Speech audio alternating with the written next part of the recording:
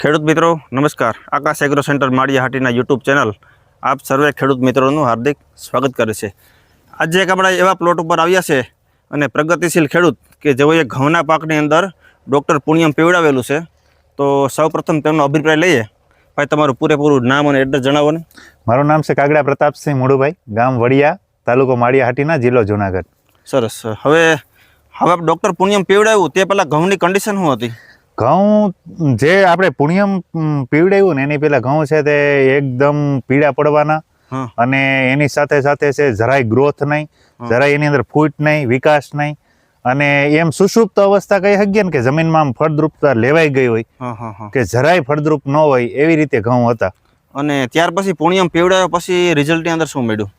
પૂણિયમ પીવડાવ્યું આપણે તમારી ભલામણથી પૂણિયમ આપણે 4 એકર જમીનની અંદર 4 લીટર પાયું, બરોબર? આ 4 એકરની અંદર 4 જે લીટર આપણે કામા કંપનીનું પૂણિયમ પીવડાવ્યા પછી એને ઘઉંની અંદર આમ રાત દિવસનો ફેર બતાવે અને એમાંય જો પાછળના 2-3 ત્યારા મૂકેલા છે એમાં પૂણિયમ પાયેલું નથી।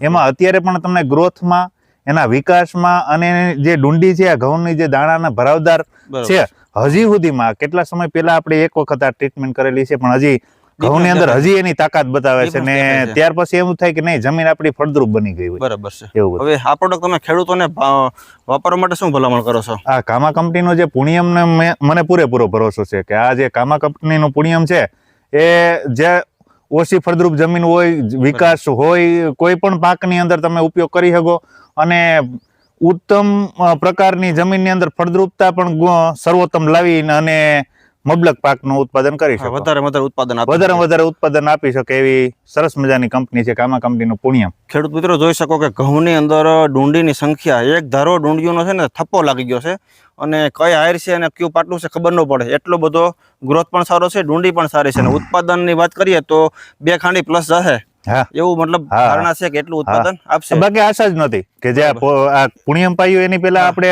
ઘઉંની અંદર એવી આશા નહોતી કે ગ્રોથ એવો નહોતો કે આની અંદરથી 1 ખાંડી ઉપર પણ ઉત્પાદન મળી શકે, પણ આનો ઉપયોગ કર્યા પછી હવે આપણે ખેડૂત તરીકે એક આશા જીવંત રહી કે નહીં, મબલક પાક થશે, 100% મતલબ ઉત્પાદન મળેલું છે। ખેડૂત મિત્રો, અમારો વિડીયો ગમ્યો હોય તો અમારી ચેનલને લાઈક, શેર અને સબસ્ક્રાઇબ કરો। જય જવાન, જય કિસાન।